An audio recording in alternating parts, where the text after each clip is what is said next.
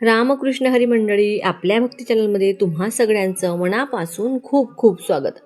बघा, आज आपण अमावस्येबद्दल माहिती बघणार आहोत. अमावस्येला महिलांनी कोणती कामे करायची आहेत ते मी तुम्हाला आज सांगणार आहे. बघा, 30 वर्षानंतर असा दुर्मिळ योग येत आहे की पुरुषोत्तम मासात सोमवती अमावस्या येत आहे. यापूर्वी हा योग 1996 मध्ये आला होता. पुरुषोत्तम मास दर 3 वर्षांनी येतो आणि या 3 वर्षानंतर येणाऱ्या मासामध्ये सोमवती अमावस्या मिळणे अत्यंत दुर्मिळ आहे. तर यावर्षी 2026 मध्ये हा योग 15 जूनला येत आहे. पुढे येणाऱ्या वर्षामध्ये हा योग आपल्या आयुष्यात येईल की नाही, म्हणूनच याचा पूर्ण लाभ आपण घ्यायचा आहे. अधिक मास स्वतःचं करोडोचं पट पुण्य देणारा असतो आणि त्यातही ही सोमवती अमावस्या आहे. आणि अजून दुर्मिळता पहिली तर याच दिवशी संक्रांत सुद्धा आहे, मिथुन संक्रांत. तर मोठे मोठे योग एकाच दिवशी एकत्र येत आहेत. तर याची दुर्मिळ माहिती, महिमा किती आहे आणि याचा लाभ कसा घ्यायचा ते आपण या व्हिडिओमध्ये बघणार आहोत. महर्षी वेदव्यास म्हणतात की सोमवती अमावस्येच्या दिवशी जर कोणी मौन राहून स्नान केलं तर त्याला 1000 गोदानाचं पुण्य लाभ होतो. बघा किती मोठं कार्य आहे आणि हे तर सर्वच लोक करू शकतात. पण स्नान कसे करायचे? सकाळी सूर्योदयापूर्वी तुम्हाला स्नान करून घ्यायचे आहे.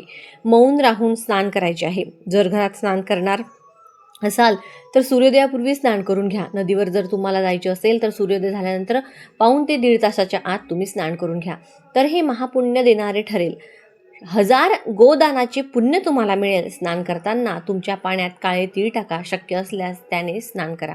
पुढे शास्त्रात वर्णन येतं की जर सोमवारी अमावस्या आली तर या संयोगात केलेलं दान, स्नान आणि जपाचे फल विषुवत होते. आता हे विषुवत काय असतं तर वर्षातून 2दा येते. मेष संक्रांत आणि तूळ संक्रांतीला विषु संक्रांत म्हणतात आणि ही खूप पुण्य देणारी संक्रांत आहे. तर या सोमवती अमावस्येमध्ये तुम्ही जे काही दान कराल, स्नान कराल किंवा जप कराल ते सर्व विषुवत फल देणारे असेल. तर विषुवत फल किती असते याचेही वर्णन आपल्या शास्त्रात मिळते की सामान्य दिवसांच्या तुलनेत विषु संक्रांतीमध्ये तुम्ही जे काही सत्कर्म कराल सूर्य आणि चंद्रग्रहणासारखे पुण्य देणारे फलदायी असते. आणि यामध्ये जे काही पुण्य तुम्हाला मिळते सर्व अक्षय होते. अक्षय म्हणजे ज्याचा कधी क्षय होत नाही, जे कधी नष्ट होत नाही. आता मिथुन संक्रांत काय आहे थोडे हेही समजून घेऊ. 12 महिने असतात आणि सूर्य दर महिन्याला आपली राशी बदलतात, एका घरातून दुसऱ्या घरात जातात. तर ज्यावेळी आपली राशी परिवर्तित करतात त्यावेळेला संक्रांत म्हटले जाते. पण हा एक महिना असा येतो पुरुषोत्तम मासाचा ज्यामध्ये भगवान श्रीहरी कधीही आपली राशी बदलत नाहीत. हा संक्रांत विरहित महिना असतो. पण हा पुरुषोत्तम मास याच दिवशी संपत आहे, अमावस्येच्या दिवशीच, 15 जूनच्या दिवशीच. तर याच दिवशी संक्रांत सुद्धा येत आहे. जो काही तुम्ही जप, ध्यान, सत्कर्म कराल नेहमीच्या दिवसांच्या, सामान्य दिवसांच्या तुलनेत अधिक उच्च कोटीने, पटीने अधिक पुण्य तुम्हाला यामुळे मिळणार आहे. संक्रांतीच्या या पवित्र काळात हव्य, कव्य इत्यादी जे काही दिले जाते. हव्य काय असते नावावरूनच समजे असेल. हव्य म्हणजे हवन आणि कव्य म्हणजे जे आपण पितरांच्या निमित्ताने दान पुण्य करतो त्यासाठी जे कार्य करतो त्याला कव्य म्हटले जाते. तर संक्रांतीच्या दिवशी तुम्ही जे काही हव्य कव्य देता ते सर्व सूर्यनारायणाच्या जन्मांतरांपर्यंत प्रदान करत राहतं. बघा, अनेक लोक आपले पैसे बँकांमध्ये फिक्स डिपॉझिट करून ठेवतात आणि त्याचे व्याज येत राहते. ही अगदी भगवंताने बनवलेली पद्धत आहे इथे की तुम्हाला संक्रांतीच्या दिवशी पुण्यकर्म करा, हव्य आणि कव्य द्या, दान पुण्य इत्यादी करा, यज्ञ इत्यादी करा, पितरांसाठी करा. बाकी भगवान सूर्याच्या इच्छे फिक्स होईल. प्रत्येक जन्मात तुम्हाला मिळत राहील. हे देखील अनंत आहे, असे ठरवलेले नाही की इतक्याच जन्मांपर्यंत मिळेल, जन्मजन्मांतरपर्यंत मिळेल. तर या दिवशी खूप भगवंताच्या नावाचा जप करा, चालता बोलता जप करा. अनेक लोक म्हणतात की आम्हाला बसून जप करायला जमत नाही, तर तुम्ही चालता फिरता जप करा. आता आपण जाणून घेऊया अमावस्या कधी सुरू होत आहे.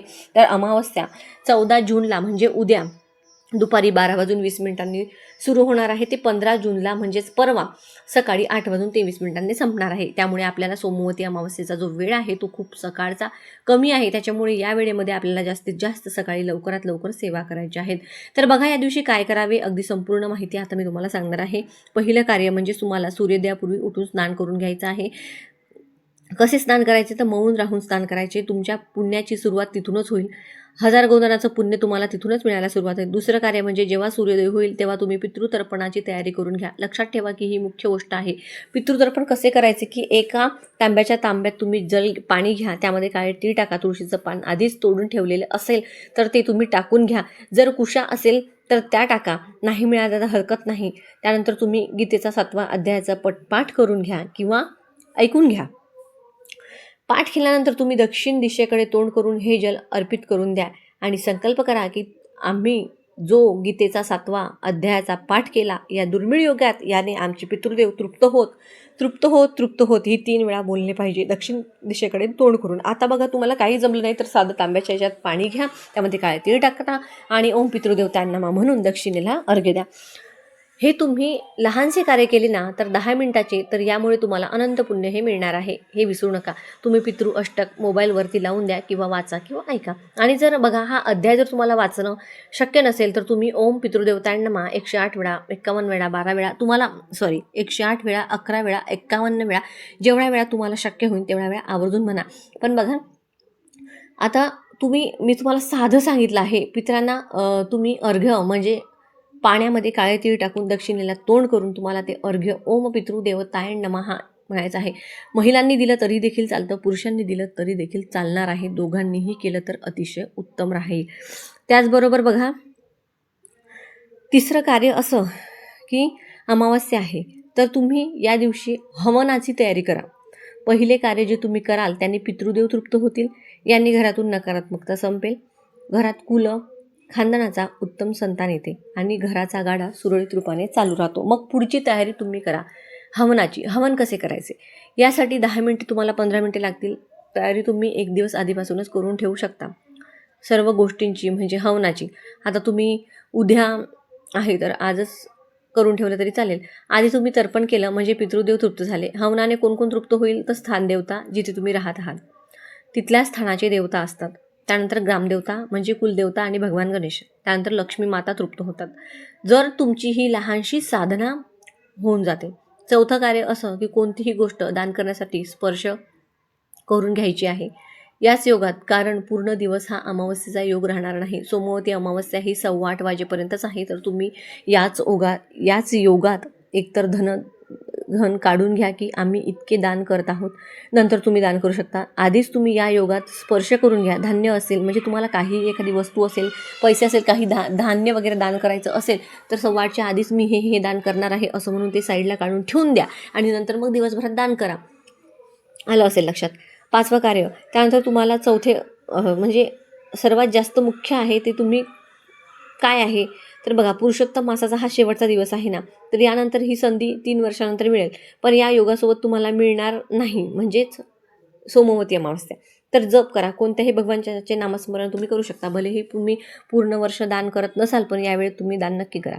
त्याचप्रमाणे विष्णू पुराणात वर्णन येते की या दिवशी कोणतेही पान फूल तोडले नाही पाहिजे. आता तुळशीपत्र हे तुम्ही अगोदर तोडून ठेवले तरी ते शिळे होत नाही, पण मात्र आपल्याला फुलेही तुम्ही बाजारातून विकत आणून पूजेसाठी वापरू शकता. तुळशीपत्रही आजकाल आरामात बाजारामध्ये विकतही मिळतच असतात. बघा सोमवती अमावस्येला रस्त्यावरील काळ्या रंगाच्या भटक्या कुत्र्याला म्हणजे श्वानाला तेल लावलेली भाकरी आपण या दिवशी खाऊ घातली तर आपल्याला केतुग्रह शांत होतो असं म्हणतात आणि पितृदोष असतील तर तोही निघून जातात. तर तुम्हाला काय करायचं आहे या दिवशी संध्याकाळी किंवा दिवसभरात कधीही जोपर्यंत अमावस्येचा काळ आहे त्या वेळात कधीही काळ्या रंगाच्या कुत्र्याला खास करून तुम्ही तेल लावलेली भाकरी किंवा चपाती ही खाऊ घालू शकता. आणि काळ्या रंगाचं कुत्रं तुम्हाला समजा मिळालं नाही तर ज्या रंगाचं कुत्रं तुम्हाला मिळालं असेल त्याला देखील खाऊ घातली तरी चालणार आहे. तर बघा याचं आपल्याकडे खूप महत्त्व सांगितलं गेलेलं आहे. आता तुम्हाला या दिवशी तुम्ही हे छोटे छोटे कार्य नक्कीच करू शकता. तर आपण या दिवशी पिंपळाची पूजा करायची असते. पिंपळा वृक्षाला आपल्याला प्रदक्षिणा मारायच्या असतात, कारण पिंपळाच्या खोडामध्ये ब्रह्मा विष्णू आणि महेश यांचा एकत्रित स्वरूप असतं किंवा माता लक्ष्मीचं सुद्धा तिथे स्थान आहे असं म्हटलं जातं. पिंपळ वृक्ष अगदीच लहान नसावं, आपल्या उंचीपेक्षा 1.5 पट तो मोठाच असावा. म्हणजे ज्या पिंपळ वृक्षाला खोड किंवा बुंदा आपल्याला जेवढा जास्त मोठा दिसेल तर तशाच पिंपळ वृक्षाची आपण या दिवशी पूजा करायची आहे. सर्वप्रथम आपल्याला पिंपळ वृक्षाला मिठी मारायची असते, कारण पितृगणांच्या शांतीसाठी खास करून आपण या दिवशी त्याची पूजा करतो. तर या पिंपळ वृक्षाला मिठी मारायची म्हणजे काय तर एक प्रकारे स्पर्श करायचा, नमस्कार करायचा. त्यानंतर पिंपळ वृक्षाला तुम्ही 108 किंवा जास्तीत जास्त त्याच्या डबल म्हणजे 216 प्रदक्षिणा देखील मारू शकता. आणि एवढ्या शक्य नसल्या तर तुम्ही कमीत कमी 15 का होईना प्रदक्षिणा पिंपळ वृक्षाला मारून घ्या. त्यानंतर तुम्हाला काय करायचं आहे, पिंपळ वृक्षाच्या मुळाशी एक दिवा लावायचा आहे. शक्यतो तिळाचंच तेल वापरा. त्याचप्रमाणे घरात तांब्यात म्हणजे पाणी भरायचं, त्यामध्ये 1 चमचावर शक्यतो गाईचं दूध टाकायचं. काळे तीळ त्या दूध मिश्रित पाण्यामध्ये मिसळायचं आणि एक पांढरं फूलसुद्धा त्यामध्ये टाकून ते सुद्धा न्यायचं आणि हे पाणी पिंपळ वृक्षाला आपल्याला अर्पण करायचं आहे. म्हणजेच दूध मिश्रित पाणी, काळे तीळ, फूल, पांढरं फूल हे सगळं जे असणारं जे काही जल आपण घरून तयार करून नेलं आहे ते पिंपळ वृक्षाला घालायचं आहे. आता पुन्हा आपण आपल्या पितरांच्या शांतीबद्दल किंवा आपली जी काही इच्छा आहे ती तिथे मांडू शकतो, मागू शकतो. पिंपळ वृक्षाची पूजा करणं या दिवशी अत्यंत शुभ मानलं जातं. म्हणजे एक प्रकारे पितरांच्या शांतीसाठीच नाही तर तुम्हाला सर्व देवी देवतांचा आशीर्वाद मिळावा यासाठी सुद्धा तुम्ही हा उपाय किंवा पूजा त्या पद्धतीने करू शकता. आणि पिंपळाची ही पूजा आपल्याला सकाळी 8:15 वाजेच्या आतच करायची आहे. आणि जर तुम्हाला सोमवारी ही सेवा करणे शक्य नसेल तर तुम्ही रविवारी दुपारी 12 नंतर म्हणजेच उद्या देखील ही सेवा करू शकता. या दिवशी तुळशी प्रदक्षिणेला सुद्धा खूप जास्त महत्त्व मानलं जातं.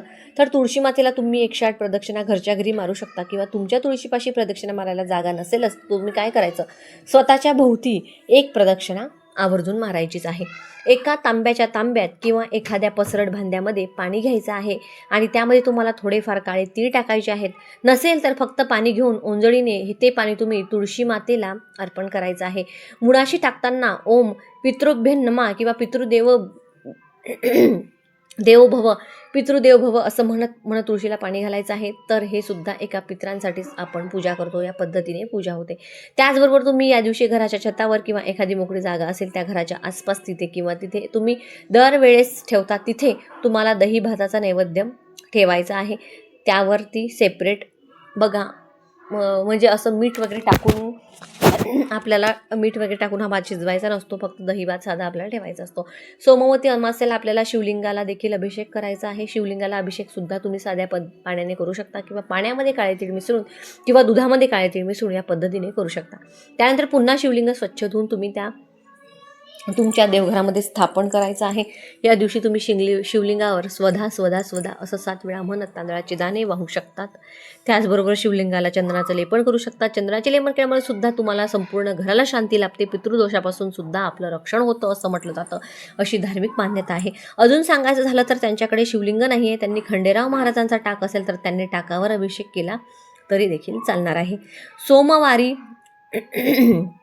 सोमवती अमावस्येला सुद्धा खंडेराव महाराजांसाठी एक पूजा करण्याचा दिवस म्हणून महत्त्वाचा मानला जातो. तर खंडेराव महाराजांच्या टाकावर आपण भंडारा वाहू शकतो. टाकाऐवजी ज्याच्याकडे मूर्ती असेल तर ते सुद्धा त्या दिवशी बेलभंडारा किंवा खंडेरावांना जे काही प्रिय आहेत ते सगळ्या गोष्टी आपण या दिवशी अर्पण करू शकतो. तसेच या दिवशी तळीसुद्धा भरता येते. तुम्हाला या दिवशी तुमच्या घरातील सर्व व्यक्तींची नजर उतरवायची असेल तर तुम्ही मिठाने किंवा मोहरीने नजर उतरू शकता. आणि जे काही आपण नजर उतरवलेलं साहित्य असतं ना, तर मग मोहरी असेल ती कचऱ्यात टाकून द्यायची आणि मीठ असेल तर पाण्यामध्ये सोडायचं. या घराच्या म्हणजे मुख्य दरवाजाच्या वर एकदम वरून ते खाली उंबरठ्यापर्यंत जो काही नारळ 7 वेळा उतरवतो तसं जरी आपल्याला करायचं ठरलं तरी पण तो नारळ आपल्याला फोडून टाकता येणार नाही, डायरेक्ट आपल्याला तो फेकून द्यावा लागेल. अशा पद्धतीने उतारा करता येईल. उतारा फेकायला जाताना कुणाशी बोलायचं नाही, मागे वळून बघायचं नाही, येतानाही कुणाशी बोलायचं नाही, घरात येताना पाय धुवून यायचं. तुमच्या काही बरेच जण विचारत होते नारळ फोडावा का, पण सोमवार हा महादेवाचा वार असल्यामुळे या दिवशी आपल्याला तो नारळ फोडता येणार नाही. त्यामुळे जमलं तर बघा, नारळाचा उपाय म्हणजे नारळाचा जो काही आपण उतारा करतो तो तुम्ही कर्पूर होम त्या पद्धतीने करू शकता किंवा मग मी तुम्हाला सांगितलं एक नारळ घ्यायचा, तो 7 वेळा घरावरून उतरायचा आणि नेऊन टाकायचा. आता हा शेवटचा आणि खूप सुंदर उपाय सांगते. हा उपाय तुम्ही रविवारी संध्याकाळी किंवा सोमवारी संध्याकाळी करू शकता, म्हणजे उद्या किंवा परवा. अधिक महिन्यात दीपदान असूनही केलं नसेल तर अधिक अमावस्येच्या दिवशी 33 पिठाचे दिवे बनवून दीपदान करा. कारण अमावस्येला दीपदान करणं विशेष मानलं जातं. एवढंच नाही तर घरातील या विशेष 5 ठिकाणी दिवे लावल्याने अनेक जन्मांची पापं नष्ट होतात असं धर्मग्रंथात सांगितलंय. इतकंच नाही तर घरातील नकारात्मक ऊर्जा दूर होऊन सुखसमृद्धी आणि देवी लक्ष्मीचा वास घरात कायम राहतो असं देखील म्हटलं आहे. गव्हाच्या पिठाचे दिवे बनवताना त्यात मीठ टाकू नका, फक्त हळद टाका. या पिठापासून 33 छोटे छोटे आणि सुंदर दिवे तयार करावे. प्रत्येक दिव्यामध्ये कापसाची एक लांब वात ठेवावी आणि त्यामध्ये शुद्ध तूप किंवा तिळाचं तेल घालावं. संध्याकाळी प्रदोष काळात म्हणजे सूर्यास्ताच्या वेळी हे दिवे प्रज्वलित करावे. आता सर्वात महत्त्वाचा भाग दिव्याचे पूजन आणि संकल्प. आता दिवे फक्त बनवूनच चालणार नाही तर त्याची शास्त्रोक्त पूजा करणं आवश्यक आहे. यासाठी तुम्हाला काय करायचं आहे तर एका मोठ्या आणि स्वच्छ ताटात ते 33 दिवे व्यवस्थित मांडून घ्यायचे आहेत.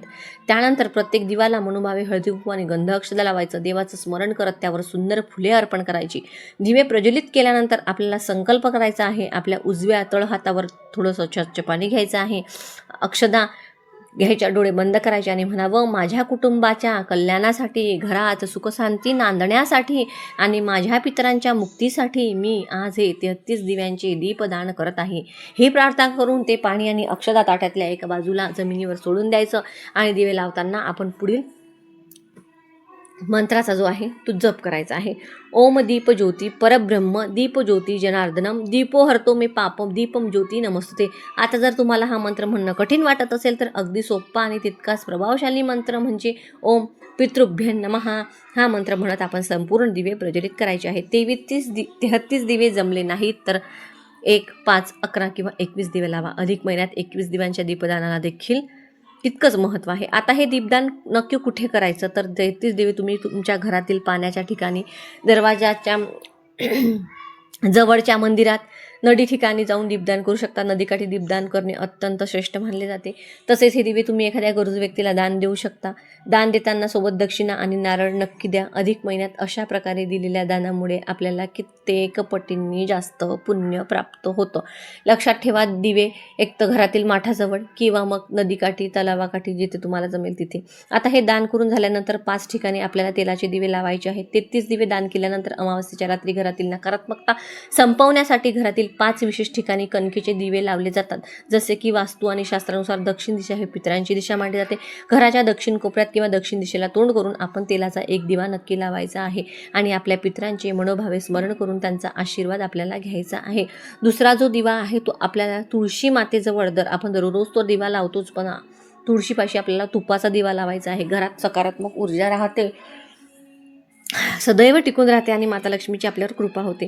त्याचबरोबर घराच्या मुख्य उंबरठ्यावर आपण 2 बाजूला 2 दिवे लावू शकता. उंबरठ्यावर दिवा लावल्याने घरात सुख, शांती आणि समृद्धीचा प्रवेश होतो असं म्हटलं जातं. आता हे झाले 4 दिवे. तर पुढचा 5वा दिवा, त्याचबरोबर आपल्या घरात ज्या ठिकाणी माठ ठेवला आहे किंवा पाण्याचे ठिकाण असेल त्या ठिकाणी एक छोटा दिवा तुम्हाला आवर्जून प्रज्वलित करायचा आहे. 5 दिवे सांगितलेले आहेत, एक दक्षिणेला, एक माठाजवळ, 2 मुख्य प्रवेशद्वारावर, एक तुळशीजवळ. आता बघा, जलतत्व आणि पितरांचा थेट संबंध मानला जात असल्यामुळे हा उपाय सुद्धा अत्यंत शुभ मानला जातो. याचबरोबर आपण अमावस्येच्या दिवशी पिंपळाच्या झाडाखाली सुद्धा तुपाचा दिवा लावू शक्य असल्या जवळच्या पिंपळाच्या झाडाखाली जाऊन दीपदान करावं, कारण पिंपळाच्या झाडामध्ये सर्व देवता आणि पितरांचा वास असतो असं मानलं जातं. जर आसपास पिंपळाचे झाड नसेल तर काळजी करू नका, जवळच्या कोणत्याही मंदिरात आपण दीपदान करू शकता. हे 33 दिवे तुम्ही एखाद्या मंदिरात देखील जाऊन लावू शकता. कसं आहे, घरी लावल्यावर मग अजून तुम्हाला प्रश्न पडेल की दुसऱ्या दिवशी हे दिवे टाकायचे कुठे. झालं तर मंदिरात लावू शकता.